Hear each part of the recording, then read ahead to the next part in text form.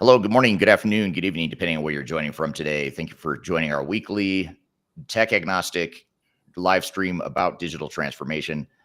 This is my name is Eric Kimberling. I'm the CEO of Third Stage Consulting, the CEO of a tech agnostic consulting firm that helps clients throughout the world with their digital transformation journeys, and that is Third Stage Consulting. Today's topic is modern ERP for manufacturers, what you need to know. So we're going to talk about all sorts of stuff related to ERP specific to manufacturing, types of organizations, and we're going to get into some of the trends in the space as well as the rise of platforms in the ERP space. And we're going to talk quite a bit about that. We've got the perfect guest to talk about that topic here today, who I'll introduce in just a moment. But before I do, just a couple of quick logistical items. First of all, I mentioned that this is a weekly live stream. We do it every Tuesday, same time, same place. We're streaming to YouTube, LinkedIn, Facebook, X, and TikTok. So thanks for being here today, wherever you're listening, and we'll get to any questions you have along the way. So please use the chat function, drop in comments, questions, anything you want to talk about. We're keeping an eye on the stream here today across all the platforms. And then lastly, speaking of the chat, if you don't mind, just drop in the chat where in the world you're joining from today. What city and country are you in here today? Love to hear where this global community is joining from today. We typically draw people from all over the world, so it's always fun to see where everyone's joining. So city and country, if you don't mind dropping that in the chat. I myself is joining from Denver, Colorado. I'll let my guest tell us here in a minute where he's joining from. And speaking of our guest today to talk about modern ERP for manufacturers is Raj from a company called Rootstock. So Raj, thanks for being here today. It's a pleasure to be here, Eric. Thank you for having me.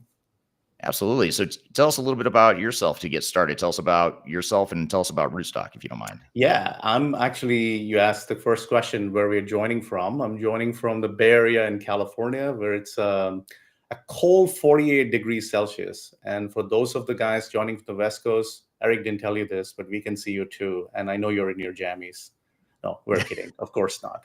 We can't see you. I work for a company called Rootstock Software, Eric, as you mentioned. Rootstock is the natively built ERP on the Salesforce platform. We've been in business about 15 years. We're super excited about the potential of what the platforms can actually do, especially as it relates to Salesforce. And especially for Rootstock, I'm the Chief Product and Marketing Officer, which means I get this unique position of selling what we build and building what we sell, and bringing those two things together. So it's great to be here. Yeah, great to have you. This is the first time we've had a chance to sit down and do an interview like this. I guess I'm going to ask you in a second here to tell us a little bit about Rootstock, but maybe even before I ask you that, can you tell us, you just mentioned the word platform, you mentioned Salesforce, you mentioned Rootstock.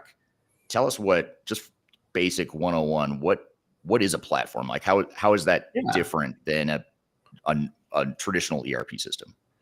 Well, so that's a great question, right? So when you think about what makes a platform versus what makes a traditional, ERP application, the big difference is a platform tends to be extensible right from the grounds up, meaning it's almost like a bunch of building blocks that you can assemble together to create exactly what you need, as opposed to, having a pre-built sort of building or apartment that you walk into where everything is configured and set up for you. And there's a lot of customization that needs to happen to tailor it to what you need.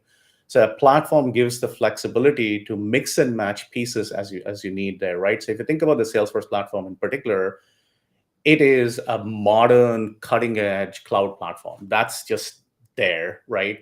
And then when you build on top of that, you get all the benefits about the $5-6 billion of R&D spending that Salesforce has done. So I'm talking about everything to do with componentization. I'm talking everything to do with integration with business process flows, which makes it configurable. It's all the data and AI now that's coming in. All of that become available. And then there's this beautiful thing called the App Exchange, where there's hundreds and thousands of providers. So the mix and match to do exactly what you need versus a monolithic stack that's been created, like 40 years ago, 50 years ago in traditional ERPs, that's the big difference here, Eric. Right. So Rootstock has essentially taken what most people think of when they think of Salesforce, they think of CRM. I mean, when I think Salesforce, I think CRM. I don't necessarily think manufacturing. Those are two, to me, those are two very different things. But what Rootstock has done then is take the Salesforce platform and extend it and add manufacturing capabilities. Is that a fair? You got it. It's absolutely fair. And in fact, it's interesting to me that there are so few people who actually are even aware that there's an ERP on the Salesforce platform, right? And this is exactly why it's like CRM is synonymous with Salesforce right now, because they really dominate that market. At the same time, if you remember, one of the first things that the genius of Mark Benioff was deciding to really not build another vertical on top of Salesforce like ERP, but really go horizontal with the platform story that enabled, I don't know how many thousands of software companies that got constructed on the Salesforce platform. We are one of the largest managed packages on the Salesforce platform, Eric. That's the other big difference to remember, is ERP is not a small extension. It is a major complement. In fact, that's what runs the business. And when you put together ERP and CRM together on the same cloud platform, there's an incredible amount of synergy for a manufacturer, right? Because you get demand, you get supply, you get capacity all in one platform. And that's the notion of what we call the signal chain, right? Which I'm going to talk about in a second as well. Right. Yeah. Makes total sense. So, so you talked a little bit about what you do at Rootstock. You talked a little bit about what Rootstock is and how it's an extension of the Salesforce cloud platform. What else makes the Rootstock platform unique in the ERP space? So let's talk about when was the last ERP built, right? I think it most likely was built in the last century. And Eric, I'd like to equate this to cars that were designed in the 1900s versus cars that gets designed now. And it's the Tesla versus the traditional automaker kind of analogy, right? When you look at traditional automakers, they have a certain set of constraints. There was technology constraints. Things were not as modular as before. Cloud was literally not there in the last century. What if you could think about how you reimagine ERP in the 21st century, right? What choices would you make? How would you do this differently? How do you approach the design point and so on and so forth? So for us, that's where the big, sort of challenger to the big ERP comes in, right? When I look at the big ERPs that's been around for a long time, well, guess what? You are the victim of the choices you made when you started this whole thing, and everything is incrementalism from that point on. Versus what we were able to do is to say, okay, let's look at what a modern ERP needs. How do we make it modular? How do we make this in a way that does away with customizations altogether, which is really the bane of why ERP implementations fail. And you know this, right? I mean, you talk about ERP failures, quite a bit, and you're the expert at this more than me. What I do know is two things, right? Rootstock is defined and designed from the grounds up to be different from the traditional ERPs by being modular. We want to make sure that our customers kind of sense that, and they can do implementations really quickly and very flexibly, because you want to use business processes first versus code first, right? And that's the big change that we ended up doing. And now there's another thing that's come up right now, Eric, which is, shockingly, the world of AI, right? AI needs all of data to be clean, integrated, all in one place. And guess what? When you have CRM and ERP in the same sort of instance, it automatically lends ourselves to creating the best of the AI models to be contextually relevant and so on with a user.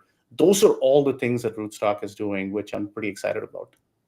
Yeah, that's really cool. And yet it's all in the cloud too. That's a big part of it, of AI adoption too, or AI leveraging the power of AI. Having it all in the cloud is super powerful. Exactly right.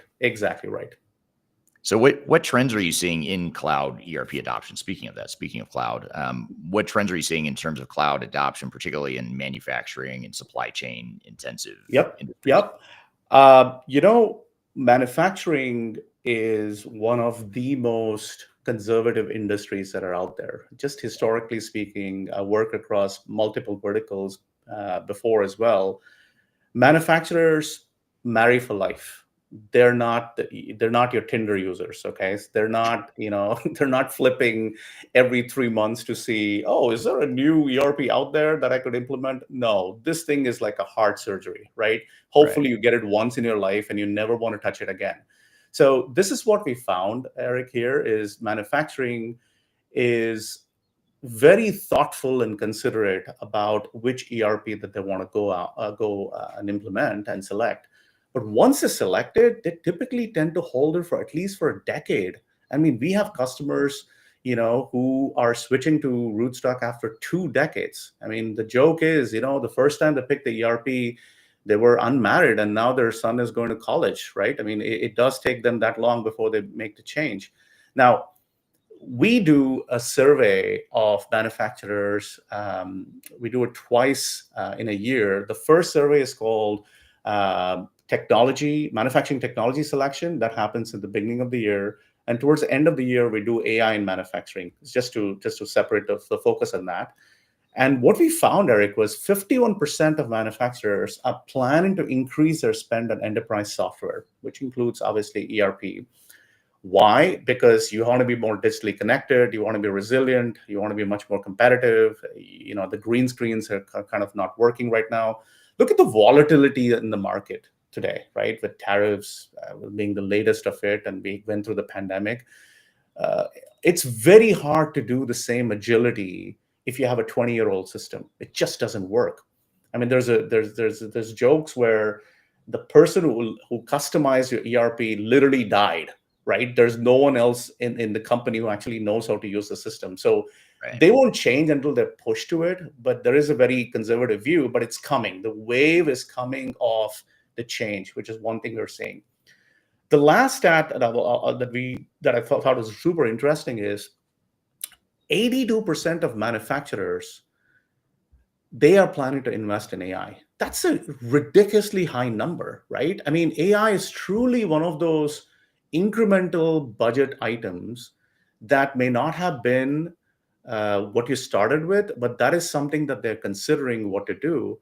Now, it's another thing that vendors, and I include us in that, right? We end up hyping the scenario where we redefine existing technologies and automation into AI, which is a little unfair.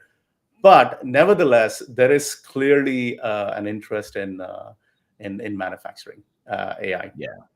Yeah.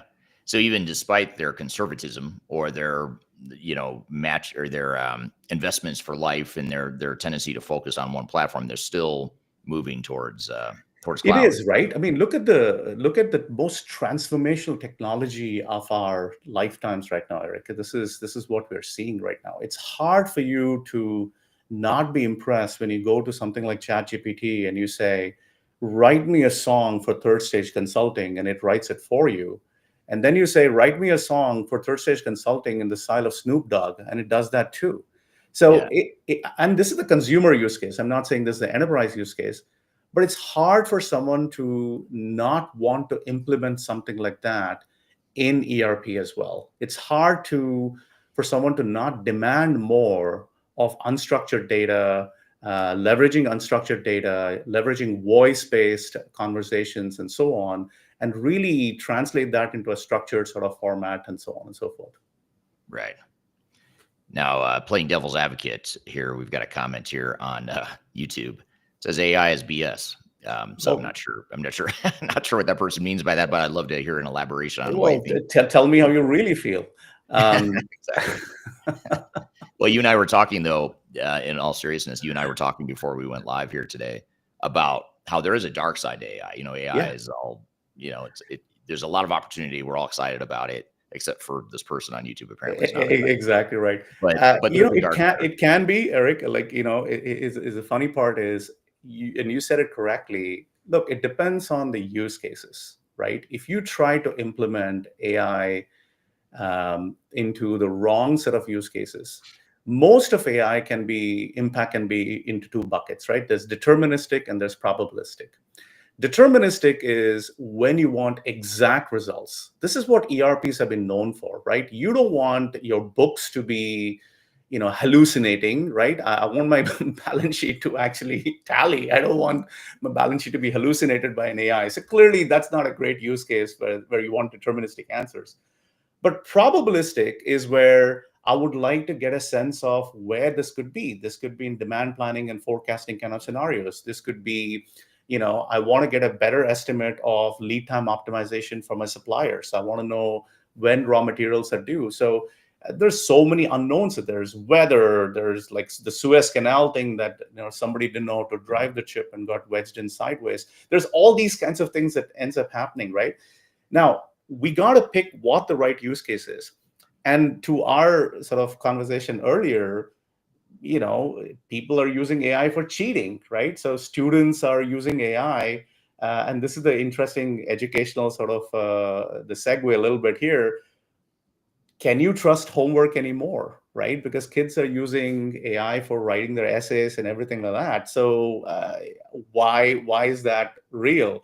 Versus in the enterprise context, right? Are you going to redefine automation as AI? Are you just going to say, hey, I have a flow that actually automates a few steps? Does that become AI for you? No, it's not. So AI's BS is if you are not clear about what you want to do with it. Of course, if you are familiar with the technology and you look at the application and you look at the labeling, so even as vendors, like, for us, like as ISV partners, we need to be responsible in terms of what we want customers to actually do with it. If we hype this too much and we bring things that are not real, well, our customers are very smart. They look at it and go, that is BS, because you're trying to tell me something that I always did. And we just want to be cautious about that. Yeah.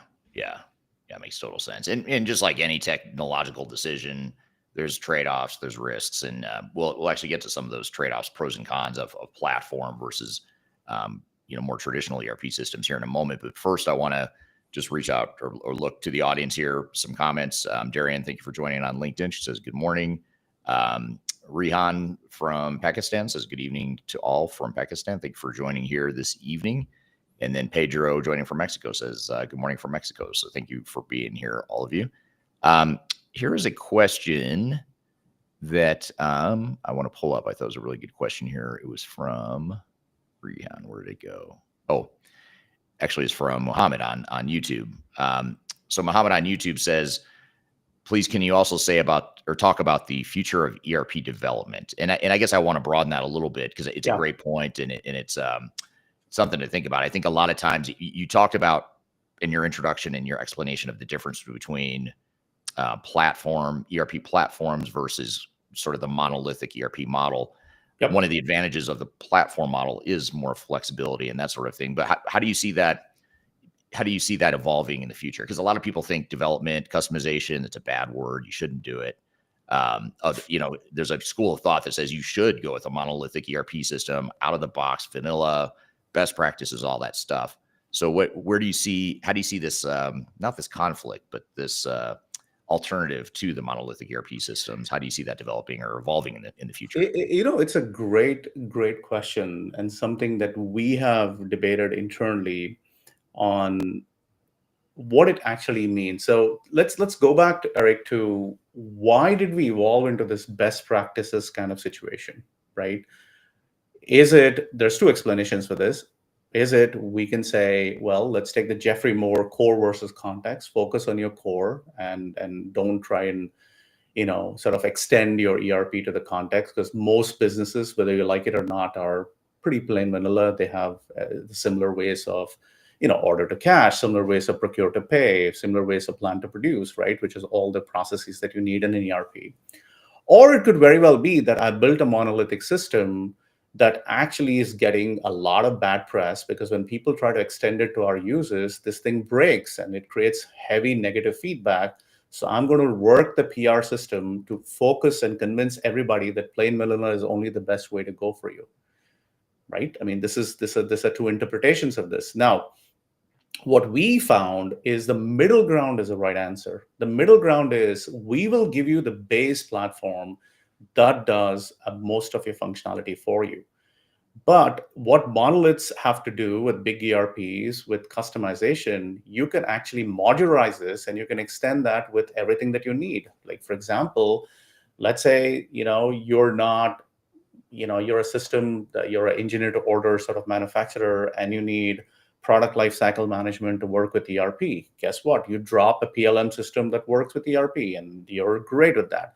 Or you are a regulated industry, a medical device manufacturer, and what you need more than anything else is for FDA approvals and you want to do compliance tracking and so on. Guess what? Along with ERP, you can drop a module for compliance tracking. An ETO manufacturer is very different from a med device manufacturer. So the choice that you had before was, I have one monolithic ERP that I have to customize in one direction or the other. And the base of, hey, just use plain vanilla is not going to be enough. So that's where we see the difference today. But going forward, Eric, which is the future of, I mean, it's very clear the future of AI is going to be, future of ERP is going to be AI. There's no way around it.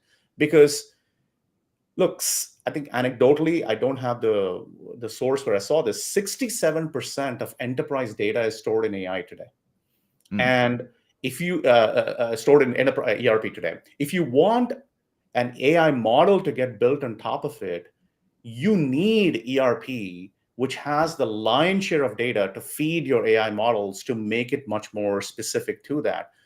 Why would you not consider having a clean, modern AI system that actually helps you build all of these things? So to me, the actionability, the decision making, in context sort of processing is what we need with the future of ERP, which is going to be very different from the way we are interacting with ERP till date. I think there's going to be a significant departure.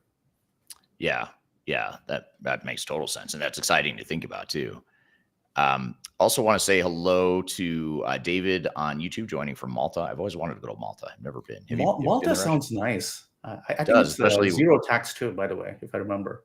Oh, is it? Okay. Yeah, So David, I last hope reason, you're spending all the money you're saving with your taxes. I'm sure you're having fun in Malta. and hopefully the weather's great too, better than what you're experiencing in San Francisco today. It's only California. And then I'm going to try to pronounce this name from Ukraine, Okaha, I believe it is. And I apologize if I butchered that name. Joining from Ukraine, textile production at Elvika in Ukraine. So thank you for joining today. And here's a comment from Shankarshan on YouTube. I've seen your channel grow so much in the past 5 years. Bravo. Well, thanks for watching for 5 years. You're one of the original fans. If you've been watching that long and you've seen it grow in 5 years. Here's a question from, where is it? Edward. It's sort of building on something you just mentioned a moment ago. Let me change this so it doesn't cover your face there, Raj. There we go. Okay, so Edward says, good question on the ERP for AI development. What needs to happen in ERP development to prepare for AI? You started to talk a little bit about this a moment ago when you were talking about getting clean data, getting it all in one place, ideally in the cloud.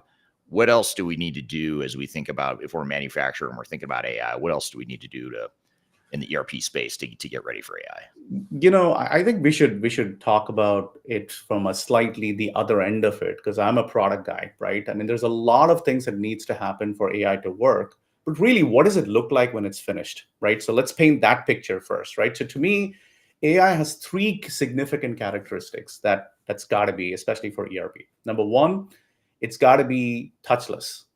What do I mean by that? Think about the entire paradigm of how we interact with ERP all these years, right? There's screens, there's clicks, and there's all these things that you have to get through to actually get to the job that you need to do. Most of training is UI navigation. I mean, when we finally have an AI that you can talk to, that understands you perfectly, is that training still valid anymore? I don't know. Right? It's like, why are we insisting on touch as the only paradigm of interacting with AI? Right? I think about AI as a super intelligent being that's sitting in the middle, that has access to all of your demand, all of your capacity, all of your supply. When we do MRP runs, right? All these exceptions that come in. Well, guess what? Your ERP knows it all. But you have siloed that to make it about users and modules and per seat pricing and all the nonsense that's come in along the way. So you've really thrown away the value of what ERP can be, right? So touchless is super, super important. Second is atomic. So this goes to talk to the modularity of all of it. Not everyone needs all information. Okay, that's a reality. If you're an employee working in purchasing, you don't really care about what's happening, outside of that department. You certainly don't care about what's happening in the shop floor. That's fine, but in the context of purchasing, there is a level of intelligence that needs to happen as well. The third is agentic, right? We talked about agents and agentic architectures and so on and so forth. What does that mean? It means that, look, if there is a way for an agent to do the task a human could do, an agent will do it. And you have to start with that particular philosophy right from the grounds up to say, what can agents do that's better? For example, I'll give you a perfect example that we can talk about: cleanliness of data. Why does a human being need to clean the data? Why can't an agent do it? There's Mhm. enough heuristics to actually consistently go look at, hey, you know what, this thing doesn't look right. I'm going to go fix it by what I think. I have a customer record that doesn't have a zip code, for example, right? All of these things are a self-reinforcing loop, because the data cleanliness, as you know, is going to become super important. And the biggest thing, Eric, which is kind of like a blew my mind when I thought about it, we spent 40 to 50 years in building ERP and putting data in little text boxes, right? Whatever that is, right? Whether it's like, how much quantity and UOM, and, we had all of those things that we actually put in.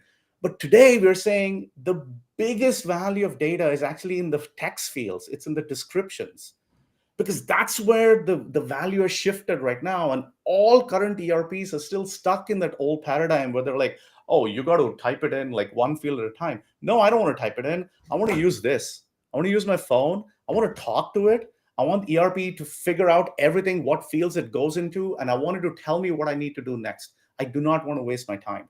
That's the future, right? That's what AI is going to do for ERP going forward. Right. Yeah, that's exciting. It's exciting to think about that.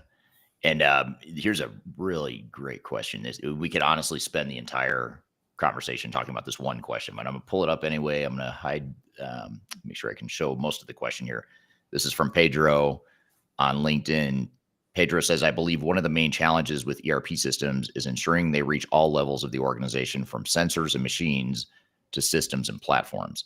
Yep. Often companies invest in an ERP but fail to connect it to the full automation ecosystem, also known as level 0. The problem lies in how closed off most ERPs tend to be when it comes to integrating with other systems. Without full connectivity, the ERP's potential value remains limited. So what are your thoughts there? And we're kind of getting into a whole nother topic here with sensors and IoT, And IoT. Industry 4.0, 5.0, tying this all together, all the shop floor information. How do platforms help that potentially? Exactly. No, I think you said it exactly right. Look, here's the thing. It depends on the manufacturer, or in this case, the customer themselves that we're talking to. Enterprises tend to love IoT because IoT tends to be a way for them to save on personnel costs. You don't need to have as many field service techs anymore for repair. The machine can self-diagnose, send out signals, and there's a lot of value within that. There's particular industries like utilities, etc., that actually tend to love these kinds of signal-based things. When was the last time you had somebody from your favorite power utility company come home to read your meter, right? We've gotten past that. So that's something that's happened in our practical day-to-day lives. It is also not correct to say that every manufacturer at every size needs this. And look, Rootstock in particular, we deal with mid-market manufacturers where IoT is interesting, but for them, they have typically a smaller set of operations where the complexity isn't that high. At the same time, the value of IoT is in customer focused asset management. What I mean by that is, more than automating their own factory floors, right? Which of course you need some level of that. What if there's a phone home, dial home capability of every machinery, every asset I've installed at a customer, and use that as a revenue event, right? Something is breaking, something is about to run out. We have a customer at Rootstock who basically sells to the food service industry. So think about the last time you went to Taco Bell. You look like a Taco Bell guy, Eric. Are you? No, I'm not. No, you're not. I haven't eaten there in like 20 years, but Okay, so Taco Bell, just for the record, right, in the back office, they have a massive cooker, right? It cooks like a ton of meat at the same time, right? It's an industrial size cooker. So we have a customer that manufactures these kinds of things, and what they have inside the machine is a spatula, that keeps turning it around to make sure that things are cooked evenly and so on. The yeah. spatula wears out. Hmm. Okay. And imagine if the spatula wore out at the middle of a busy day and it could take days, to actually replace it and so on and so forth. That's loss of revenue. And IoT at that point has got to basically identify that, the effectiveness of the spatula is coming down. And, why can't we proactively send someone to actually go in and replace it? So this is a good example of how the level zero, the whole IoT layer and the signal layer comes together with ERP. It gets the idea that something is going wrong. It ends up, catching the part, doing the technician dispatch, right, and recognize it in this book. So there's an upsell that gets locked as well. So there's all these things can come in, but it's for the right use case and for the right size company, is what I'd say. Right. Yeah. Lots of opportunity. You just got to right size it and make sure it fits, what you need and what you're looking for. Here's a question from Darian on LinkedIn. Darian says, how big of a challenge do you see in cleaning, structuring, and labeling that ERP data for AI use? Is this where IT teams are getting stuck, or is it more of a cultural and organizational issue? It's an interesting question that, yes, cleaning and labeling ERP data is important, especially in the context of AI. Uh, really, if you were to sort of go back a little, Darian, the question is, why are we in this mess? Like, why is it that the case is like this, right? Typically, what ends up happening is, you know, ERP tends to be not a fun tool to use. In Right. other words, it's something you must do because otherwise the job doesn't get done, right? You must do. So there's a lot of data that sometimes are due to poor implementations. There's mandatory fields that don't use. Business needs change. You don't want to go back and change all of that stuff. When was the last time that the tool that you're using, you said, let me do a comprehensive audit and hide all the fields that I don't use anymore? You don't do that. You let that be. And poor users, they're like, God dang it, I can't go to the next screen unless I type in some junk. So ASDF, this is what you see in many of those fields. That's what's fine because you used ERP as a transactional entity. But all of a sudden, you want to use it as a system of intelligence because you're sticking AI on top of it and you're feeding it junk data. So there's got to be this massive cleanup that you have to do before you can actually get to a point of intelligence, because it's this, believe it or not, AI is garbage in, garbage out, just like any other computer software system that we have seen in the last 50 years. So it is cultural in one sense, to your point. Are we responsive as leaders to our people to make sure that we're giving them the most cutting edge technology and the most interesting things? Or are we going to be making a selection in a centralized way, dumping it and saying it's on you? And the only time I'm realizing it is, shucks, I need like an AI strategy and I need to go back and fix the data now. So it's a little bit of both, is what I'd say. Yeah, absolutely. Totally agree with you there.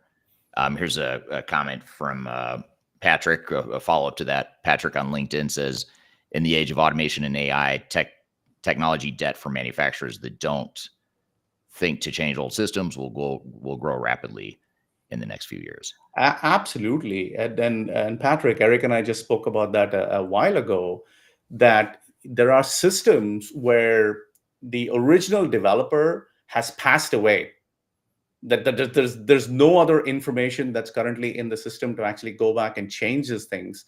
And this is how conservative our industry is in manufacturing. And you almost need to start to think about the next 10 to 15 years. Just take a look at what's happening in the market today, right? Do we know what the impact of tariffs is going to be? No, we don't. I mean, it's like it'll sound like CNN. We need to have a running ticker that says, here's what we're charging for each of the countries. Right. But what does it mean to ERP? An ERP was never built, Eric, to assume that input costs are variable. Or even if they were variable, it was not in the frequency that it's happening right now, because it's creating havoc, right, into planners, right? Like, how do you plan for a business where you have no idea what the input costs are? And the supply chains are so globalized right now that it's impossible for you to say, oh, you know what, I'm going to certify that this thing does not have a China footprint. You don't know, right? I mean, this is not, possible just as a human planner. What we need to do is, this is where AI actually comes into play. This is where the the probabilistic nature of what we think, do we think that this could have a China impact? Do we think this could be treated a little separately? Those are the things that manufacturers need. Again, going back to use cases, have real use cases that drive AI adoption, not start with AI because you like ChatGPT and then you're trying to make it work in your enterprise. That's not going to fly. Yeah. Yeah. Makes total sense. And by the way, Patrick, the person that asked that question, he's part of an organization that's hosting a digital transformation conference in Poland in November. And the only reason I know that is because I'm speaking at it. So Nice. if you're in anyone here from Eastern Europe or wants to be in Eastern Europe, in November, there's an event all about digital transformation in Poland, and you can ping Patrick if you see him on LinkedIn, or if you're on LinkedIn, you can find him there and follow him, or you can ping me and I can send you info on that conference if you're interested in that. That's good to see Patrick here. Want to keep going through the comments here. Bear with me one second. Mark is joining us from South Africa. We talked about how Malta sounds great right now. South Africa is my favorite country to visit. So I'm a little envious that Mark is joining us from South Africa. Thanks for being here today. I haven't been, Eric. I'd love to go to South Africa someday. It's amazing. I love it. It's been a while since I've been there, but it is a really pretty country, and the people and the food are amazing too. So I guess let me hide this here real quickly so I can go back to my questions here. Whoops, there we go. So what about when we think about flexibility and configurability, and especially for a mid-sized manufacturer, how important is that for a mid-sized manufacturer to have that sort of flexibility and configurability with their ERP technology? Oh, it is absolutely critical. I think we've had several of our customers, talk to us about, we ask a question, why did you pick Rootstock? Like, why? And my sales team doesn't like that, but I do ask them, saying, tell me why you selected us, so we know what we're good at, and how do we continue to earn your business? How do we continue to invest in what that is? Eric, it comes down to basically saying, how can I get the most amount of productivity with the least amount of employees? So we have a customer of ours, and their IT leader was kind enough to come in and address our company. So they're like a global meat manufacturer. They import, hundreds of millions of pounds of beef into the US, and they have distribution and so on. They are one of the largest performing revenue units in the United States for this conglomerate, but at the same time, they only have 33 employees. Ultimately, what it means is, like, how can a tool or a technology help you get the productivity that you need from the business and make it easy? And you know what? They chose us because we were on the Salesforce platform, because we were modular. They were able to assemble bits and pieces that actually configured that business from an end-to-end perspective and reduce the total cost of ownership by 45% over 3 years. I mean, that's the value that we're talking about, right? Do you want this to be easy to use? Do you want it to be, cost effective? Do you want this to be modular and tailored to your business? And by the way, do you want to stand up and say, I'm running the most efficient business that I can? Guess what? That's what you end up getting. So you don't have an army of folks that you need. You don't need an army of consultants to come in and implement this stuff. I mean, that's what mid-market manufacturers have very little. First of all, they don't have the budgets, but they certainly don't have the inclination, because all of these are kind of recovering, right, from big ERP implementations, because they're like, oh my God, I remember when this SI backed up the bus and 32 kids got off, right, to actually help me implement ERP. So that's not what they want. Right. Yeah, exactly. It's not, most organizations don't want that. and they realize it after the fact or as the project's underway. Exactly right. So when manufacturers or any sort of organization are evaluating potential platforms, whether it's a Salesforce/Rootstock Mhm. platform or any other, what are some of the considerations? Like, what are some of the things they should think about as they're evaluating platforms? Well, so there's three things that I'll say. Number one is integration. Number two is customization. Number three is user experience. Right? I'll boil it down to three things because there's a lot of others, as you know, functional fit, et cetera, et cetera. But it comes down to these things. Number one, why is integration needed? Remember, every integration is a point of failure. I mean, literally, you can go to this because you have two things, and this is like trade between two countries, right? Anybody can tariff each other, and all of a sudden it's chaotic, right? Same thing with integration. You have APIs. One guy changes the API, the whole thing breaks, and you got to go back and say, what the hell? What happened over here? So every integration is a point of failure. So eliminate those as much as you can. Number two, customization. Every point of customization is a point of failure. You may think it's great that my business cannot live without it, but you write code. Guess what? The guy that was really smart who wrote your code, he's gone. Okay. Right. And all of a sudden you're scrambling to like, what the hell do I do now? I need somebody else that can help with this. And the other person is not good enough. He has a band-aid over it. It keeps breaking. You have to compensate with operations and throwing bodies at the problem. That's the usual stuff. So eliminate customizations, make it about business process flows where a business analyst can do the job versus a technical sort of developer, right? Number three Yeah. is UX. It keeps coming back to user experience. And this is where my personal belief is AI is going to be super helpful in eliminating the UI. So AI is going to be the new UI, as they were saying, right? So what is user experience? It's the ability to make it easy to use. And I don't want to confuse user experience with specific clicking on things and so on and so forth, right? Yes, that exists, but can you make it easy to use in the sense of using things like AI as a generational bridge between people who are retiring, who have all the knowledge, versus the new Gen Zs that are joining the workforce, right? I mean, Eric, we were talking about earlier. I have a daughter in her 20s, right? If I show her a traditional sort of big ERP to say, "Here, honey, you can go have at it," right? They'll run out of the room screaming, right? They can't imagine working with a tool like that. But that's Just the doesn't make sense. generation we have to design for.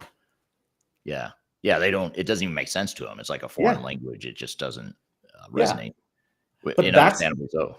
But that's the 2.1 million workforce jobs in manufacturing that are going unfulfilled. It's like, why is that? Like, what kind of environment are you creating when you take new employees in? You're going to show them to your green screen, really, like 40 years old, and say, go do that? Guess what? These kids don't want to do it, Eric. They're unlike, I think it's a generational thing, right? If you try to show them old technology and say, this is the only way of doing it, and I did it, and your dad did it, and your grandfather did this, and you have to do it, it's not going to work. So there's another change which is driven by demographics, if not just for technology. Yeah, that's really interesting, and I think that's a point that often gets overlooked or glossed over or just completely neglected. In that your ERP system and your core tech stack can have an impact on the types of employees you attract and retain. It's not just okay. It's a tool to do our jobs. That's great. It's a tool to run the business, of course, but it's also a way to you look at, are we attracting the right people? Are we attracting younger people and people that we can groom and develop, or are we just going to attract the same people that have been using the same outdated systems for 30 or 40 years or more? And that's the choice that I guess we have to make here, right? If you say that the system is unchangeable and immovable and the people need to change, I think you're 20 years too late for that argument. Yeah. Right, that's the expectation shift that's happened with our workforces. Is workforces today are incredibly smart. I mean, they can multitask, and I like to think I have ADHD, right? Undiagnosed, right? But man, I got nothing on these kids who can have like 18 different applications they use at the same time. And there's awesome productivity and things over here, but you need to create an environment even within an ERP to make it easy for them to use. And it's not screens and training and all that wonderful stuff. I think the patience to tolerate, BS systems, like the guy mentioned so eloquently earlier, Right. I think it's very, very, very low. Yeah, absolutely. Yeah, and just to sort of validate the point you were making earlier, that there is a school of thought that there's still a school of thought out there that says you shouldn't customize, you should leave the software as it is, use it out of the box, best practices, pre-configurations, all that stuff. Here's a comment from Perry as you were just giving that response. This is from Perry on LinkedIn that says no customizations. And then the follow-up to that is, I think he was commenting on what you were just saying a moment ago about, the older generation still running the technology here. But this is the comment here from Perry is that is the reason we have 80-year-olds still maintaining mainframes within government departments. Hey, And this is the opportunity lost for all of us, right? I wish I specialized in System 360 in IBM and I'm like the world's best expert because I have a job for life. This is the thing. You can be 80 years old and you can continue to work on mainframes. It just tells you that there's such a dependency. Technology, once they work, they're hardy things to kind of move off, which is why, even within the world of ERP, it's like you talked about this becoming a heart surgery or brain surgery. You don't want to do it more than once. You tend to do it once and you tend to hang on. But the pace of change at which things are happening right now, all manufacturers must have an IT strategy. This is what our survey is telling us, right? This is not me wishfully thinking this. This is what they're saying. You know what? We put in stuff 2 decades ago. We're looking very, very long in the tooth now. We have to change. It's not yeah. an option anymore. So what are some of the biggest challenges then when an organization is going to migrate from either a monolithic ERP system from 20 years ago, or even worse, a mainframe system from 40 or 50 years ago, moving from that to a cloud-based platform like a Salesforce or Rootstock? That's a big jump, and what are It some of is. the biggest challenges they face when making that big jump? So I'll tell you what, it's not software, it's not hardware, it's wetware, it's humans, it's Hmm. brains, right? It's really change management is the number one thing that ends up happening. Look, we'd love to say all of the flaws is with the technology. And I think Eric, you said this before too. It's like, look, the biggest failures come in because you don't know how to manage change. Human beings, we resist change. I'm comfortable doing what I did. Yes, a shitty system, it's 40 years old, but it works, right? I can make it happen. Now you're telling me I need to change my entire way of how I think, how I do at a human level. At a leadership level, the case for change is very clear. But have you invested in a change management program? Do you have a PMO governance office? Do you understand what the end state is going to look like? Can you anticipate the roadblocks and hurdles? Can you make it easy for your people to, take change into bite-sized sort of pieces, if you will, to go through that? I'm telling you, that's the number one thing that we end up seeing is it's not that the technology is fantastic, but how are you going to continue to fund it? Or are you going to like take your foot off the gas because you made a selection and you're going to delegate it down? No, as executives, you have to be involved in this thing. You got to see this thing to completion. And most of the failures that end up happening is because either executive, like attention is reset to something else.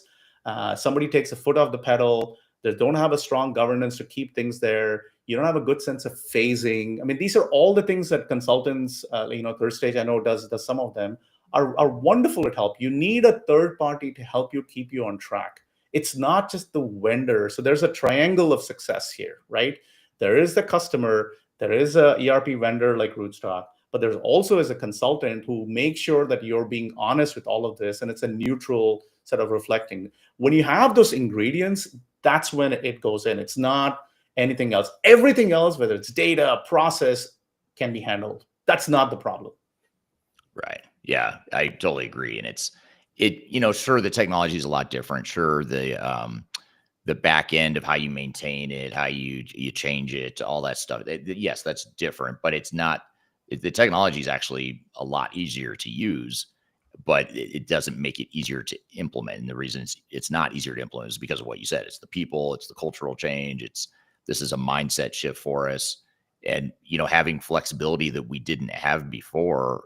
It sounds great, and it is great in the long run, Mhm. but in the short term, that creates turmoil and chaos and And confusion. personal anxiety, right? Like people are Yeah. anxious, like, oh my God, do I need this? Do I need to change this? Am I?